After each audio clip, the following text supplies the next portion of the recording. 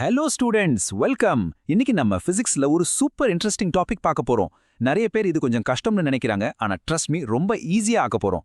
Unit 6 electromagnetic இண்டக்ஷன்ல இருந்து magnetic flux. இந்த ஒரு கான்செப்ட் புரிஞ்சிருச்சுன்னா எக்ஸாம்ல ஃபுல் மார்க்ஸ் கேரண்டி. சரி, இப்போ ஒரு கேள்வியோட ஆரம்பிக்கலாம். இந்த கேள்வி உங்களை யோசிக்க வைக்கும், ஆனா இதுதான் நம்ம டாபிக்கோட பேஸே. நீங்க எப்பவாவது யோசிச்சு பார்த்திருக்கீங்களா? நம்ம வீட்ல இல்ல ஒரு ஃபங்க்ஷன்ல பவர் கட் ஆச்சுன்னா உடனே ஜெனரேட்டர் போடுவாங்க, ரைட்? அதுக்குள்ள என்ன இருக்கு? பேட்டரி இருக்கா? இல்லையே. அப்போ எப்படி வெறும் ஒரு மேக்னெட், ஒரு கம்பி சுருள் இதை வச்சு மட்டும் கரண்ட்டை கொண்டு வர முடியுது? How is that even possible? இந்த கேள்விக்கு பதில் தான் நம்ம இன்னைக்கு படிக்க போறோம். சோ அந்த கேள்விக்கு பதில் ஒரு சிம்பிளான வார்த்தையில இருக்கு. அதுதான் மேக்னெட்டிக் ஃப்ளக்ஸ். இந்த ஒரு கான்செப்டை மட்டும் நல்லா புரிஞ்சுக்கிட்டீங்கன்னா அந்த ஃபுல் யூனிட்டே உங்களுக்கு ஈஸியா இருக்கும் பாரு. சரி, அப்போ என்னது இந்த மேக்னெட்டிக் ஃப்ளக்ஸ்? ரொம்ப சிம்பிளா சொல்லணும்னா அது ஜஸ்ட் ஒரு கவுண்ட் தான். ஒரு பர்டிகுலர் ஏரியாக்குள்ள எவ்வளோ மேக்னெட்டிக் ஃபீல்ட் லைன்ஸ் பாஸ் ஆகுதுன்னு கவுண்ட் பண்றதுக்கு பேர் தான் ஃப்ளக்ஸ். இப்போ இந்த ஸ்லைட பாரு. இந்த மலை மாதிரி லைன்ஸ் வருதுல்ல, அதுதான் மேக்னெட்டிக் ஃபீல்டு. இந்த ஜன்னல், அதுதான் நம்ம கன்சிடர் பண்ற ஏரியா. ஸோ ஜன்னல் வழியா எவ்வளோ மழை தண்ணி உள்ள வருதோ அதுதான் ஃப்ளக்ஸ். சிம்பிள். இப்போ நீங்களே சொல்லுங்க, மழை ரொம்ப ஹெவியா கனமா பெய்யுதுன்னு வச்சுக்கோங்க, என்ன ஆகும்? கரெக்ட், ஜன்னல் வழியா அதிகமா தண்ணி உள்ள வரும் இல்லையா? எக்ஸாக்ட்லி அதே மாதிரி தான் மேக்னெட்டிக் ஃபீல்டு ரொம்ப ஸ்ட்ராங்கா இருந்தா ஃப்ளக்ஸும் அதிகமா இருக்கும். That's it. More rain more flux. Okay, இன்னொரு கேஸ் எடுத்துக்கலாம். இப்ப நம்ம ஜன்னல் ரொம்ப பெருசா இருக்குன்னு வச்சுக்கோங்க. அப்போ என்ன ஆகும்? அகைன் அதிகமா தண்ணி உள்ள வரும், ரைட்? சேம் லாஜிக் தான். நம்ம காயிலோட ஏரியா பெருசா இருந்தா அது வழியா பாஸ் ஆகிற மேக்னெட்டிக் ஃபீல்ட் லைன்ஸும் அதிகமா இருக்கும். ஸோ ஃப்ளக்ஸும் அதிகமா ஆகும். இப்போ இது ரொம்ப ரொம்ப இம்பார்ட்டன்ட். கவனிங்க, ஜன்னலை நீங்க ஸ்ட்ரெயிட்டா வைக்காம கொஞ்சம் சாச்சு வச்சீங்கன்னா என்ன ஆகும்? உள்ள வர்ற மழை தண்ணி குறைஞ்சிடும்ல. அதேதான் இங்கேயும். நம்ம காயில மேக்னெட்டிக் ஃபீல்டுக்கு நேரா வைக்காம ஒரு ஆங்கிள்ல டில்ட் பண்ணும்போது அது வழியா போற ஃப்ளக்ஸும் குறைஞ்சிரும். ஸோ அந்த ஆங்கிள் ரொம்ப முக்கியமான ஒரு ஃபேக்டர்.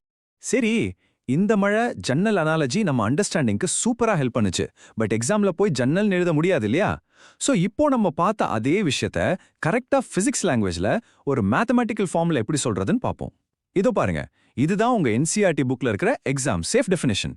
இதுல ஃப்ளக்ஸ், அதாவது 5b ஈக்குவல்ஸ் நம்ம மழையோட ஸ்ட்ரென்த் யானி மேக்னெட்டிக் ஃபீல்ட் b, நம்ம ஜன்னலோட சைஸ் யானி ஏரியா a, அண்ட் நம்ம ஜன்னல சாய்க்கிற ஆங்கிளோட கொசைன் வேல்யூ அதாவது காஸ் தீட்டா.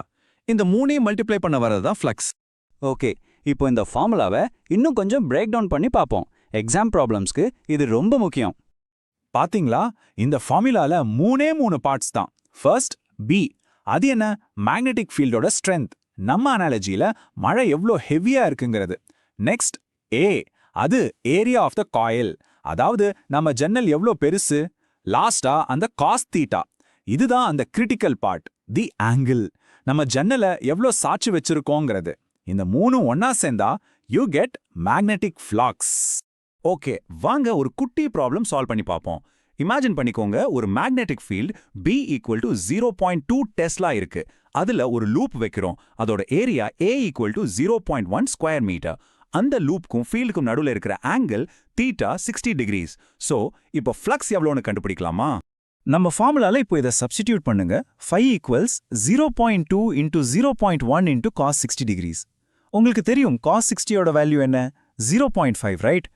ஸோ இதெல்லாம் மல்டிப்ளை பண்ணா நம்ம ஆன்சர் 0.01. அண்ட் அந்த ஃப்ளக்ஸோட யூனிட்டை மறந்துடக்கூடாது, அது வெபர். ஷார்ட்டா WBன்னு எழுதும். பாத்தீங்களா எவ்வளோ சிம்பிள்? ஓகே, இப்போ நம்ம ரொம்ப ரொம்ப இம்பார்ட்டண்டான ஒரு பார்ட்டுக்கு வந்திருக்கோம். இது ஒரு சைலண்ட் கில்லர் மாதிரி. நிறைய ஸ்டூடெண்ட்ஸ் எக்ஸாம்ல மார்க்ஸ் லூஸ் பண்றதுக்கு இதுதான் காரணம். இப்போ நல்லா கவனிங்க, ரொம்ப பேர் என்ன தப்பா நினைக்கிறாங்கன்னா, ஒரு மேக்னெட்டிக் ஃபீல்டு இருந்தாலே கரண்ட் வந்துடும் அப்படின்னு. அது தப்பு, ரொம்ப பெரிய தப்பு. உண்மை என்ன தெரியுமா? மேக்னெட்டிக் ஃப்ளக்ஸ்ல ஒரு சேஞ்ச் இருந்தா மட்டும்தான் கரண்ட் கிரியேட் ஆகும். அந்த சேஞ்ச் அப்படிங்கிற வார்த்தை, அதுதான் இங்க மேஜிக் வேர்ட். இந்த லைனை உங்க நோட் புக்ல போல்டா எழுதி வச்சுக்கோங்க. No change in flux, no current in the circuit. ஃப்ளக்ஸ்ல மாற்றம் இல்லைன்னா சர்க்கியூட்ல கரண்டே இருக்காது. சிம்பிள். நீங்க ஒரு மேக்னெட்டை சும்மா காயில் பக்கத்துல வச்சா ஒன்றும் ஆகாது, கரண்ட் வராது. ஆனா அந்த மேக்னெட்டை நீங்க மூவ் பண்ணணும், இல்ல காயில ரொட்டேட் பண்ணணும், இல்ல ஃபீல்டை மாத்தணும். ஏதாவது ஒரு சேஞ்ச் நடந்தே ஆகணும். Change is the key. சரி, இப்ப புரியுதா இந்த மேக்னெட்டிக் ஃப்ளக்ஸ் கான்செப்ட் எதுக்கு இவ்ளோ இம்பார்ட்டன்ட்னு? வாங்க இதோட பிக் பிக்சரை பார்ப்போம். நம்ம ஏன் தெரியுமா ஃப்ளக்ஸ்க்கு இவ்ளோ நேரம் எடுத்துக்கிட்டோம்? பிகாஸ் இதுதான் இந்த ஹோல் யூனிட்டோட ஃபவுண்டேஷன். இதை நீங்க கரெக்டா புரிஞ்சுக்கிட்டாதான் அடுத்து வரப்போற ஃபாரடேஸ் லா, லென்ஸ் லா, ஏன் நம்ம வீட்டுக்கு கரண்ட் கொடுக்குற ஏசி ஜெனரேட்டர் எப்படி ஒர்க் ஆகுதுங்கிறத வரைக்கும் எல்லாமே உங்களுக்கு கிறிஸ்டல் கிளியரா புரியும். Okay, let's do a quick summary.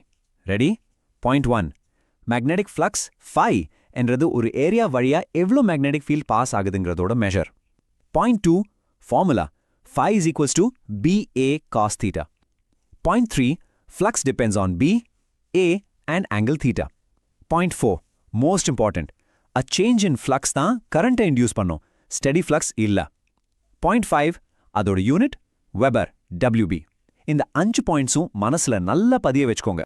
Okay, ஃப்ளக்ஸ்னா என்னன்னு பார்த்தோம், அது சேஞ்ச் ஆன கரண்ட் வரும்னு பார்த்தோம்.